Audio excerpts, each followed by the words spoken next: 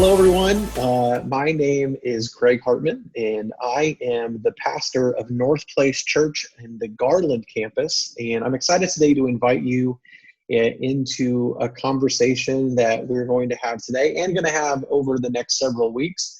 And so I'm excited today in this to be joined by Pastor Daryl Sharp and by Caden Jarrett.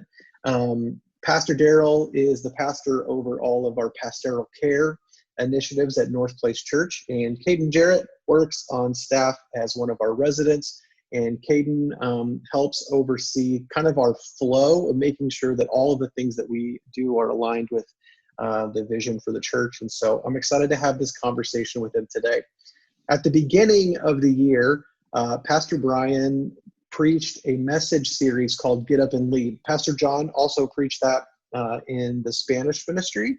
And I preached it at the Garland campus. And so what we've kind of seen happen from when he started that series in January and then to today, like the world looks completely different as we sit in our homes having this conversation in quarantine right now.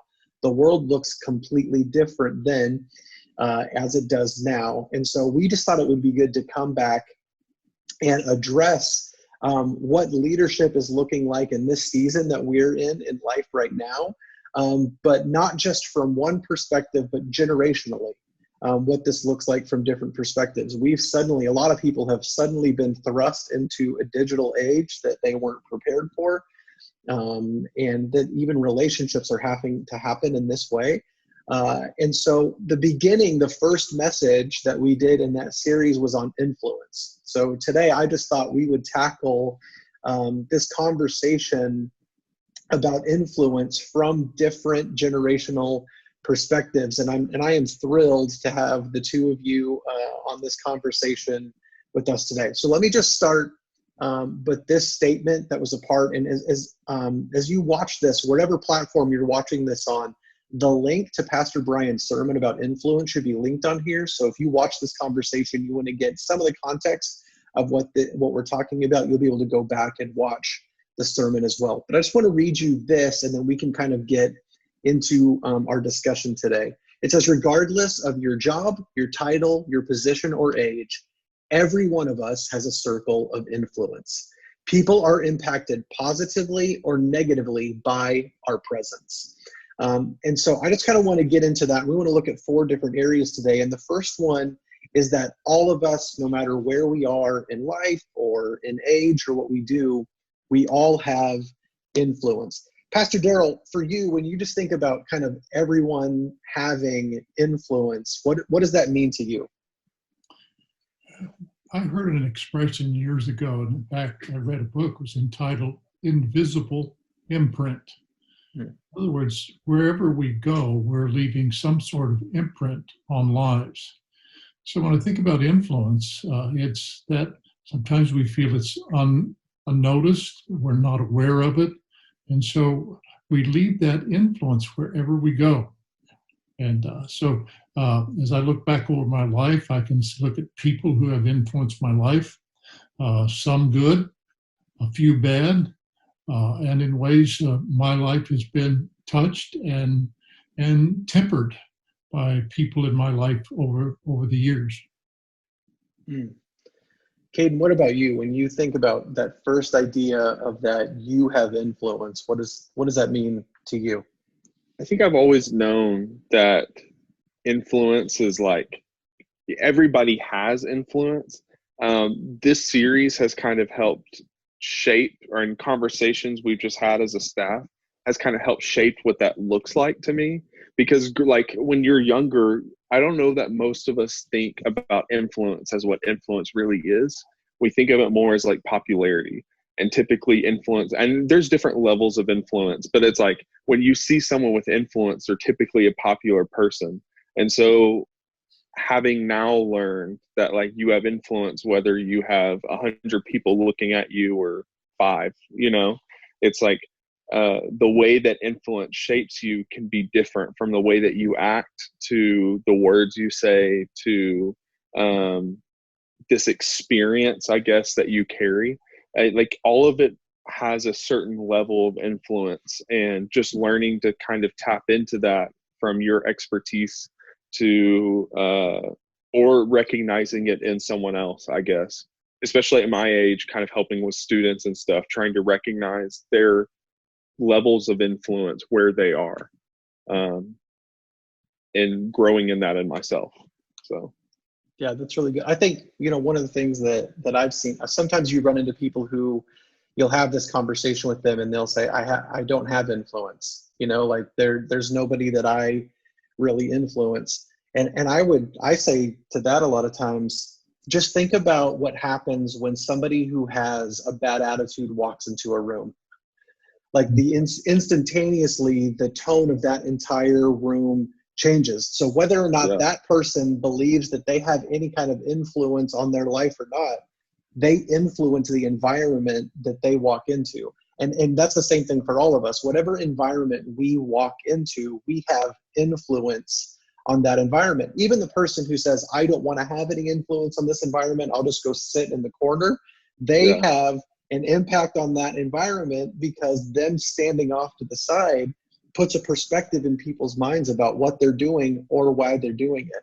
And so I think for all of us, that I think what you said, Caden, was really good, is that all of us have a measure of influence. And sometimes we look at influence on who has the grandest scale, who has the biggest stage. Those are the people that have influence. But when I'm checking out at the grocery store, the way that I treat the checker has influence on people in that way. Pastor Darrell, which ways have you seen kind of in your life that people who maybe think they don't have influence actually have it? I'll reflect back to when I was pastoring, the situation in the church, and we had congregation, and nice congregation, but there was one couple who would come in. They'd been part of the influence before I got there, but then their attitude changed, and they came in, and they would come into services and sit on the back row, and I could tell a difference in the attitude of the congregation when that couple came in to the church. People would look, people would turn, and there was kind of how do I say it? Kind of the spirit seemed to diminish even in people's expectancy of what could happen.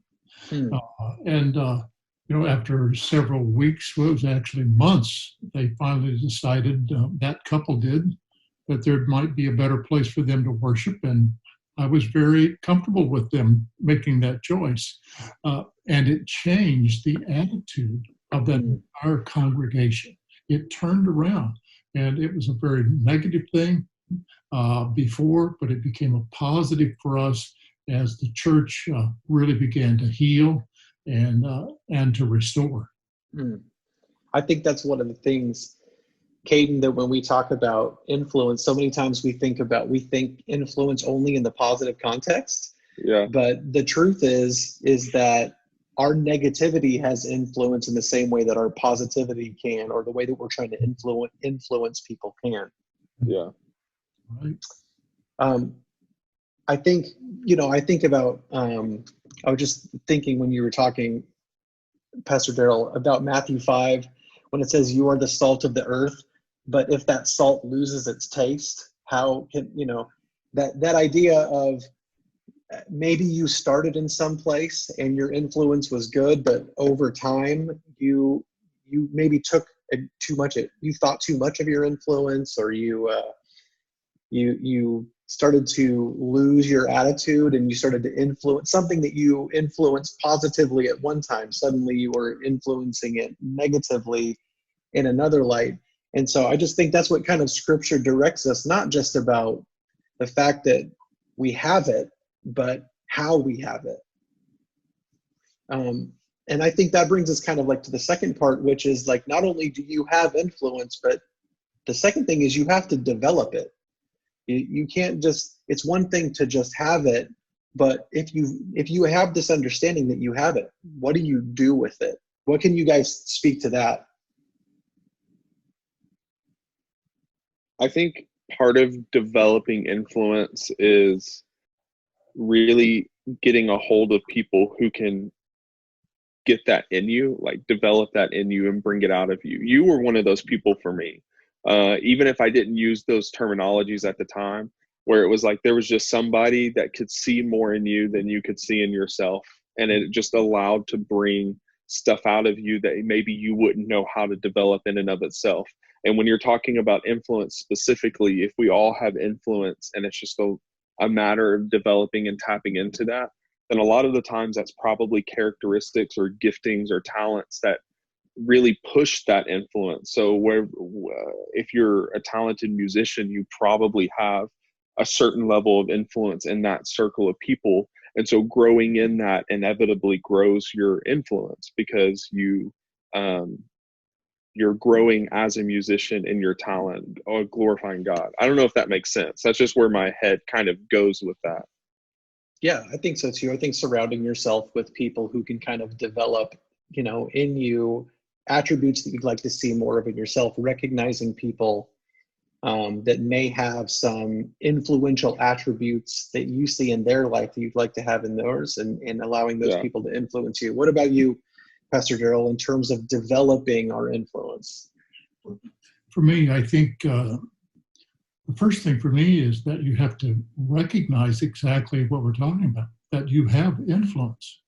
And, look at that and become aware of that, accept that it's part of you. You're not going to hide from it. You're not going to run from it.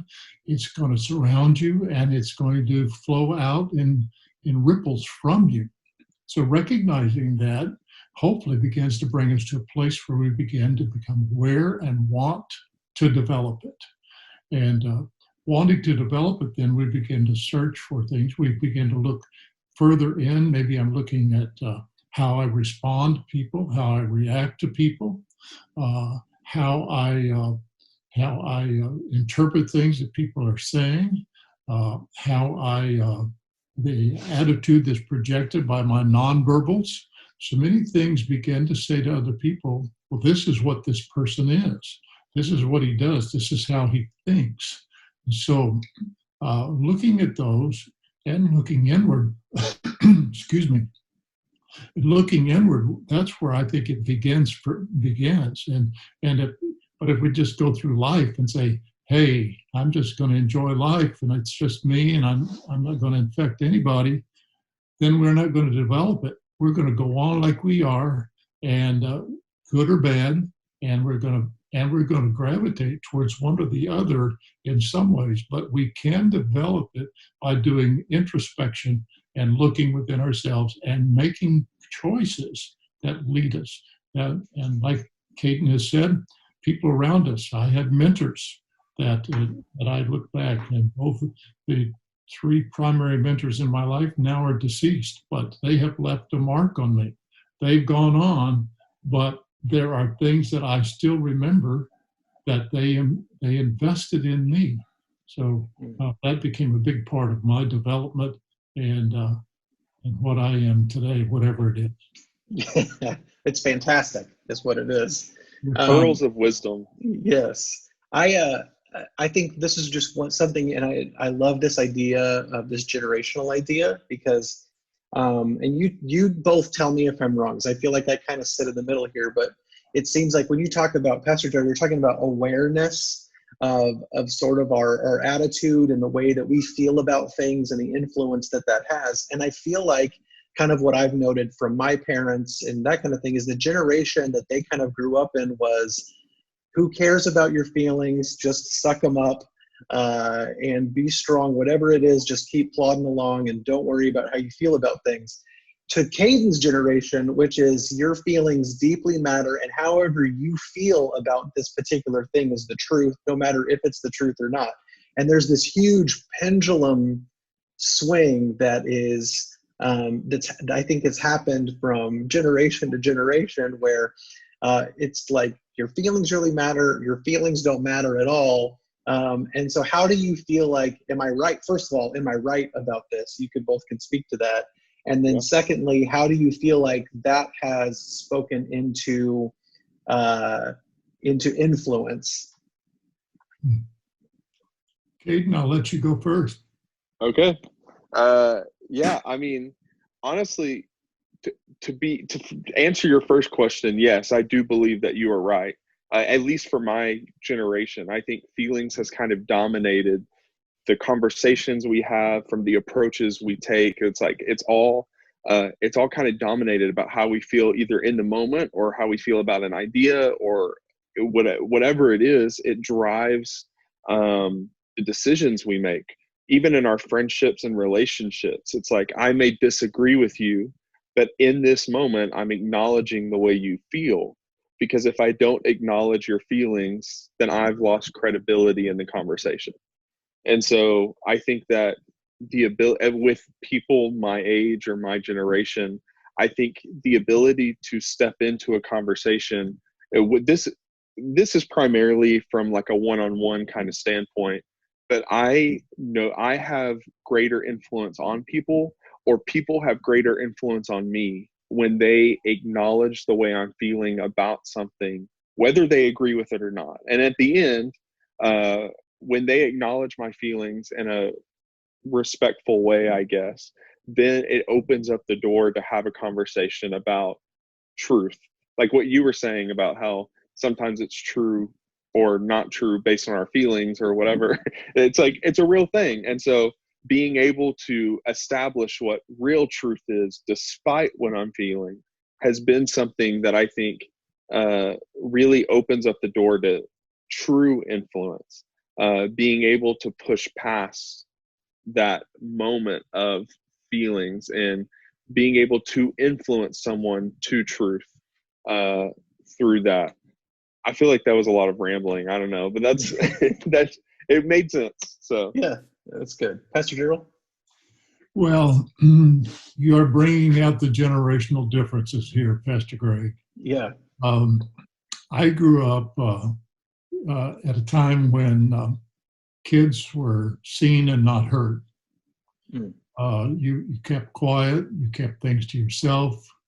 It was also the era when it was very strongly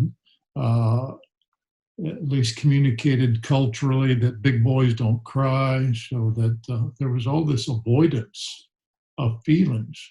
And you found, a lot of times you found your strength in control rather than trust, or rather than shared decisions. And so I've had to come through. I've been hanging on to the pendulum as it swings, as it were. Yeah.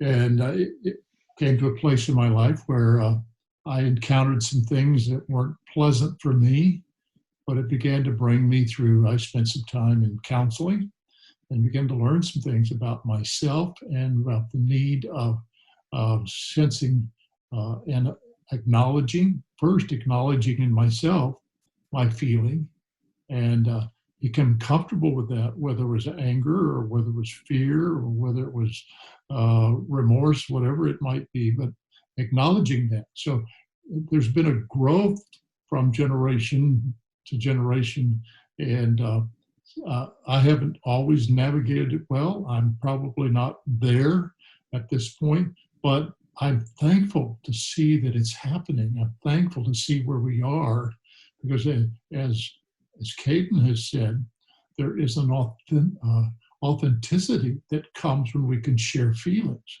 There's a trust that comes when the feelings are allowed to show, and we can agree to disagree maybe, but we don't make it personal. And so this I don't like to call it new. It's been happening for decades, but this way now of accepting that. And whether you're in a meeting or with one person, if they can feel that you accept them, then your influence grows with them.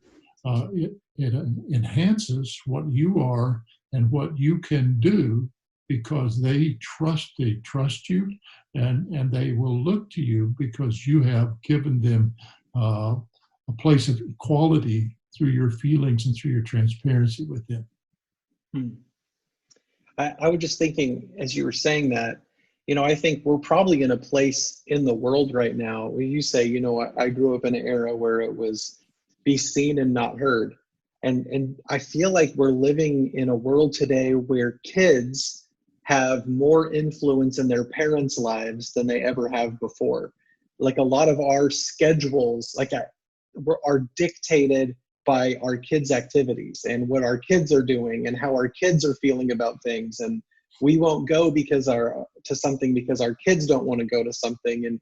And I think you're right that this pendulum has swung so far, maybe even too far in some instances, where we're failing to even have the influence in our kids' lives that we should have because our kids have such a deep influence in our lives. Do you think I'm touching on something that's true that you see, or? I do. Now, I don't know if you want me to go down this route. Here we go, just for a little one. In many ways, parents have given up the authority in the home. Mm. They've stopped being parents. They become carpool people. They become schedule driven by what they're, and rather than making the choices that would lead the family in a healthy way, many parents, I believe, have abdicated that place in the family. And I think, it's time that it would be important for parents, I should say, to realize that they have a responsibility not to dictate, but to lead and influence and guide their children, and not always be driven by what their children want. You read the Proverbs. I think it's pretty clear in the Proverbs. So yes, I think you're right on, Pastor Greg. So how do we then, as we move into like our third basis here, this idea of not wasting our influence? So as people, as parents, what you're kind of touching on here, how can we make sure that we're not wasting the influence that we have? I was just thinking about, you're talking about generationally. I had a grandmother who passed away not that long ago, and she was in her 90s, and she would sit in the room and we'd be all kind of talking, or maybe we'd be on our phones, and she would just sit there and she'd say real loud in the room, I sure wish somebody would ask me something. I've learned a couple of things over the years. And it would just crack us up. I mean, but she was right. She obviously had some wisdom and some influence that she could share with us in our lives. And I think that there is some hesitancy, especially on some older generations' part, because there's pushback that we see from younger generations, that we do things a different way now. And so there's a hesitancy on older generations to share kind of the influence and the wisdom that they have. And I think, Caden, that there is hesitancy on the part of younger generations to accept some influence from older generations. Caden, can you speak to that on just some of the hesitancy that you see, kind of this okay boomer idea that we have in culture right now? Yeah. There's this just general view, I guess, that change wasn't always, just the older you get, change is harder. And I think sometimes that viewpoint of we don't either want to ask, or it can be, when we do ask, it can be hard to receive, is just this general idea of, oh, well, they just don't understand. Like, this is the way things are now, and you knew it as one thing, and that's okay, but that's not the way it is anymore. And I think it's just a mindset. Part of what you were saying about parents and all of that is just, I don't know if this is influencing that or if that is influencing this mindset, but it's almost like it can be, depending on the personality of the person themselves. I think it can be just a issue with authority in general, an issue with people that are older than you. It's almost like if you're not within our generation, then you're too stuck in your ways, which means that we can't learn from you. And I don't know that it's as strongly that way as maybe it has been in the past. But I think there's definitely still some of that lingering around, where it's just the younger generation just doesn't want to accept what the experience that maybe you guys have of like this. We lived this. This is true. It may have looked different for us, but it doesn't make it less true. But for some reason, we don't accept that. And truth be told, I don't really know why it is that way. I recognize that it's that way. I've tried to fight that a lot of my life. I can't say I've always done it successfully, but I've tried to fight that feeling of, oh, I know more. I don't know more. So, so what has been sort of your experience in times where you've allowed influence into your life from somebody who maybe sees life from a different perspective than you? How has that influence in your life sort of impacted you? Well, it usually goes with me defying the influence the first time, where maybe I'll give a piece of advice from my parents or someone older about a situation, and I just decide that it was different for them then than it is for me now. So I can do it differently than they think. And then when I fail, I think the failure kind of comes with that realization of, oh, maybe their advice would have been a little more helpful than I was expecting. And so usually when that happens, things start to go a little more smoothly. So when I listen to advice of people who probably know more about something than I do, life, whatever it is, from work or relationships or anything really, everything seems to go more smoothly. Or I have someone there to guide me when there's a trial in front of me, which has been super helpful, knowing that if I'm willing to honestly and authentically speak with someone who probably knows more than me and be open to learning from them, then I have someone there to walk with and I don't have to figure it out by myself. And Pastor Daryl, why do you think that sometimes there's this hesitancy? Because I know in my, even let's just say my interactions with you, I always feel like I walk away from a conversation with you pulling something from that conversation that I can carry with me in my life. And so I think sometimes though there's a hesitancy for people in older generations to share that wisdom that they really do have from years of experience, from other things that they've experienced in their life that could be really valuable for younger generations. But I think sometimes I sense that there's a hesitancy to really share that influence, and it's almost like it goes wasted. Why do you think that is? I wanted to, can I go back to Caden's comment and then come back to that? For sure. And maybe this will intertwine. Some of what I've looked at is that I've tried to be a person who asks questions, questions of a person of any age. And I think if in my generation, if we get to the place where we stop trying to get answers or thoughts or ideas from the younger generation, then we kind of we harden, we get ingrown, and we don't live in today's world. So I've just felt like, I know in staff meetings, I've asked you questions, Pastor Greg, about youth ministry or what's going on with the youth today. And I came away with a greater knowledge of what's going on and what's causing some of the things that are negative in some youth today. And so, I just find that I want us to stay in touch, but I can only do that if I receive input or ask for input from. And so many times I see people who simply they've got their box, they got what they fit into, and don't invade my space, so to speak. I know what's right, and I don't want to live that way. It's years ago, my son, neither of you are there, especially Caden yet, but my son got to the place where he became my friend.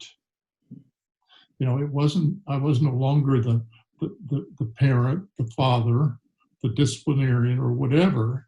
And then at that point, I begin to ask advice from him or input from him, so that I recognized he had experience in life.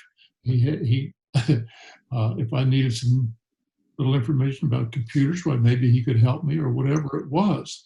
But asking, affirming each generation brings it out of the other generation. That's good. You've affirmed me a number of times, even in this podcast, Pastor Greg, and so Caden has in private conversations. It brings it out of the other generation, whether it's my generation asking the younger generation, but it brings it out, and it's true the other way, that when a younger person comes to us, then I think we feel more freer. We feel like they want to learn. We feel like they're open, and we feel respected. Yeah, that's really good. So can I comment on that for a second? For sure. I think this is just kind of circling back a little bit about the attitudes that some of my generation have. I think part of the times it can be a little difficult to receive advice is there's this, to kind of build off what Pastor Darrell said, I think just across the board, there's just a general, genuine desire to feel heard, and to kind of build off that, asking questions to each other and back and forth and gaining knowledge is, I think, when we begin to ask questions or receive questions for that matter, it just opens up the door and lets people know there's a mutual respect here and a desire to be heard on both sides. And it creates a culture and an environment of genuine learning because there's a mutual respect between people.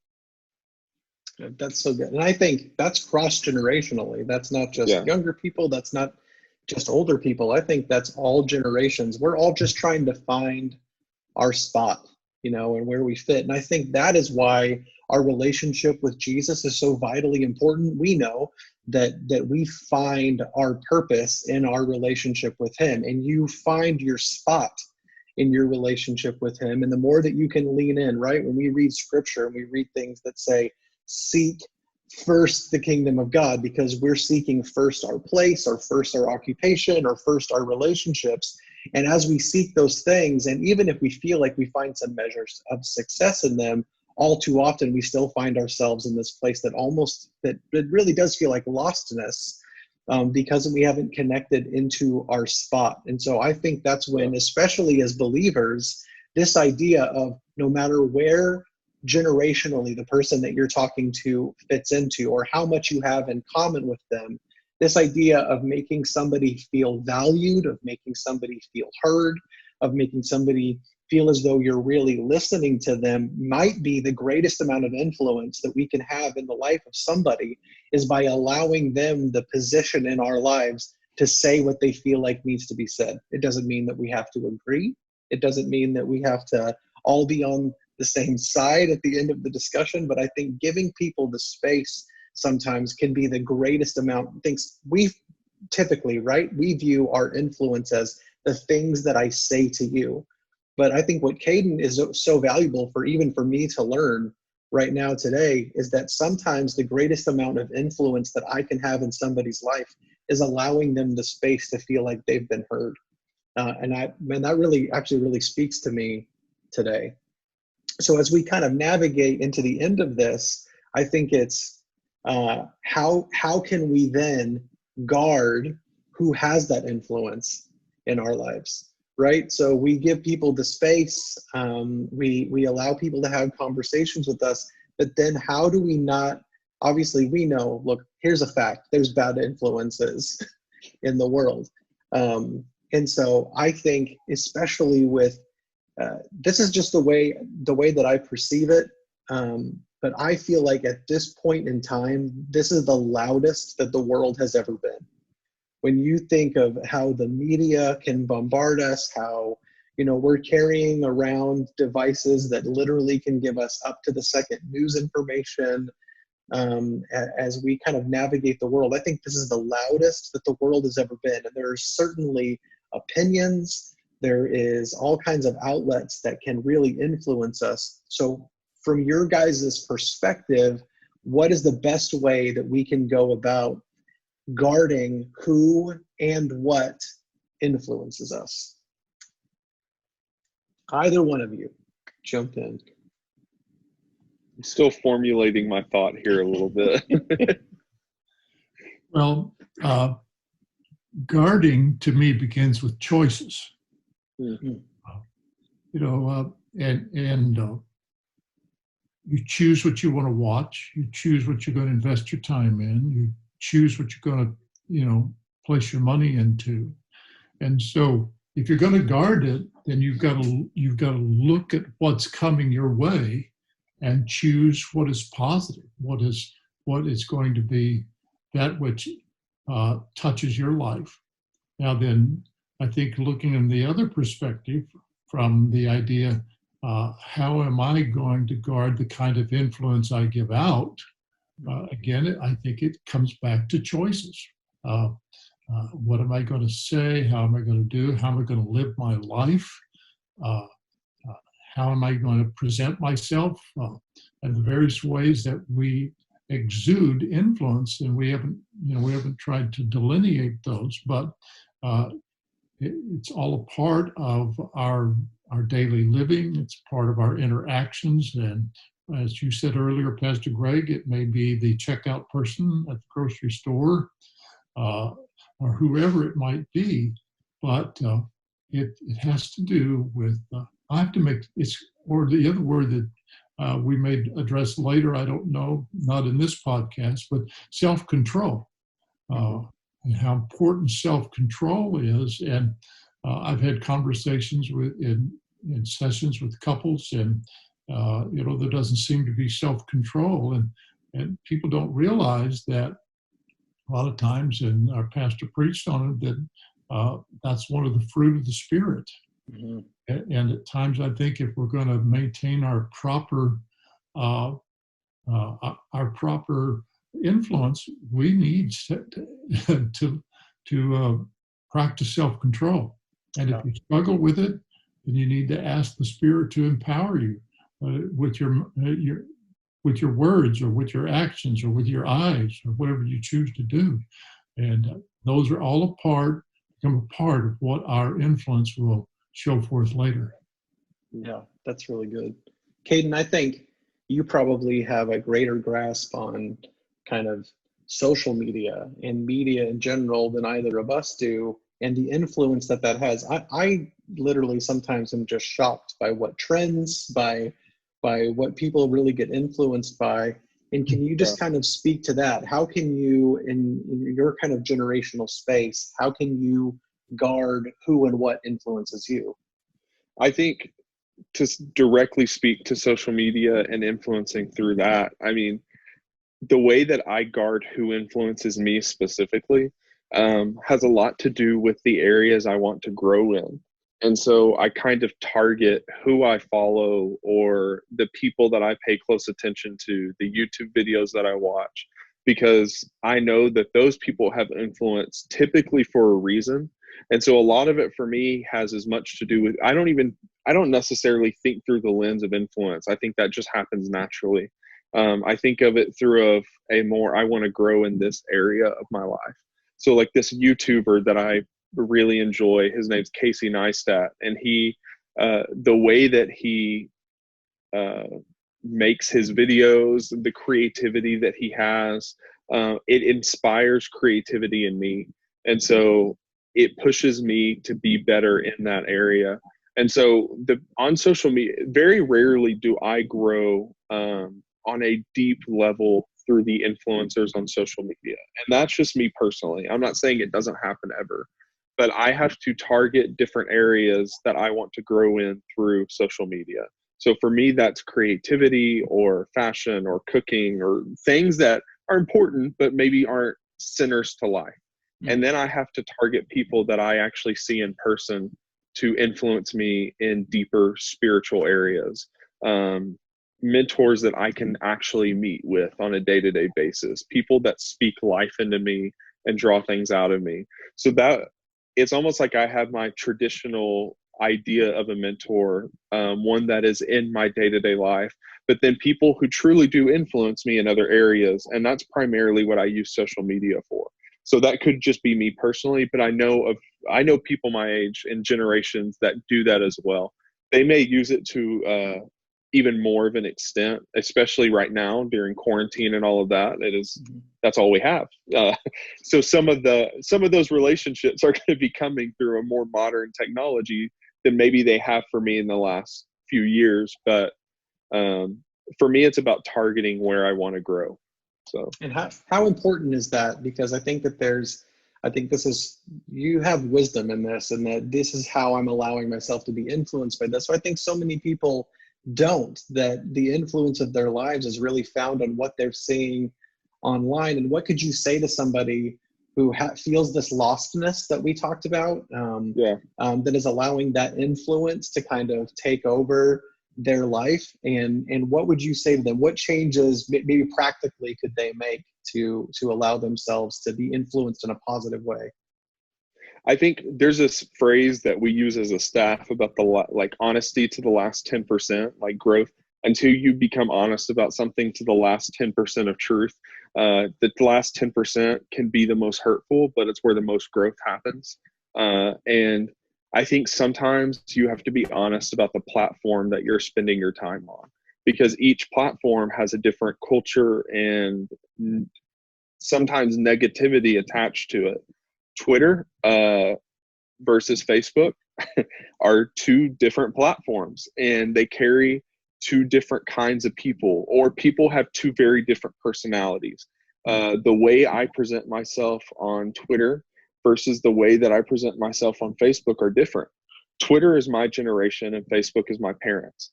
Because of when I was born, I use both, but the attitude and presentation of myself is very different on both.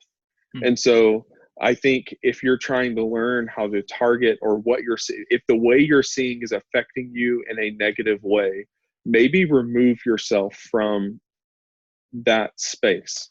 Because I think social media can be a very uplifting and positive thing. But I think that people in general, my age or not my age, just cross generationally, I think people can kind of have a mob context, for lack of a better phrase. And when other people are feeling a certain way, it's really easy to grab hold of that. And so when anxiety and panic is rampant among social media and devices, it's really, really easy to be caught up in that. And so when pandemics and stuff are going on around us, I think there can be moments where that's our only physical connection. But there also has to be that last 10% of honesty of, okay, maybe it's time that I remove myself from this, because if I don't, this is influencing me in a direction that I don't want to go in. And so it's just to truly guard your heart in that area, or guard your influence. It's about recognizing where you are at mentally and emotionally with everything going on. That's so good. I mean, I could just probably talk to you guys for another few hours, but probably for the viewer, we shouldn't do that. So, but I will. I'll just recap in a minute to kind of close us up. But I want to just give you guys the opportunity, if you have any kind of final thoughts on influence, or anything else that you just feel like would be any thoughts that you've had stirring as we've talked that you'd like to share. Pastor Gerald, do you have anything that you want to say? I think I one thought. Influence is not about how many people you influence, but about how you influence people. So good. And that's the most important thing. I pastored, but I'm finding now in my life one of the most fulfilling things is I sit most of my time with one or two people at a time. I'm not an orator. That's not my giftedness at this point. And so I had to kind of refine that sense of influence. And it's am I making a difference to those, maybe that one person? Am I leaving a trail or a pathway for them to follow that will make them better and closer to Jesus? That's really good. Caden? I think just based off everything that I've talked about today, it's no secret that I'm very passionate about owning your growth, I guess. And I think if you want to grow in your influence, figure out who is currently influencing you and decide if that's who you want to influence you. Just be honest about where you're at so you can be where you want to be. That's super good. And I would just say my kind of thought on all of this is that, listening to you guys both bring wisdom. I learned today, and I'm grateful for that. And what that really speaks to me is that we need everybody on the pendulum. We need people speaking into our lives. And so don't discount your influence. Don't discount the influence of the people around you, the wisdom that people in your life may have. Let people feel heard. And just to kind of go back over these things that we talked about today, you have influence. No matter who you are, no matter what's happening in your life, you have influence. You have to develop that influence. You have to make sure that you're conscientious of the way that you act, of the things that you say. Don't waste your influence. Don't allow people to speak into your life, but also lean into opportunities that you have to speak in the lives of other people. And then lastly, guard what's influencing you. Make sure that what you allow to influence you is pushing you in the direction that you want to go. I want to just say thank you to the two of you for taking the time to have this conversation today. I've really enjoyed it. Hopefully the two of you have too, and I feel like I've learned and I've grown. So hopefully if you're watching this today, you've been able to pull something out of this. I do want to challenge you, go back and listen to that message. And just connect what we're talking about here with the message that was preached. And I believe that it'll be something that can really influence you. So until next time, we will talk to you soon. Thank you so much.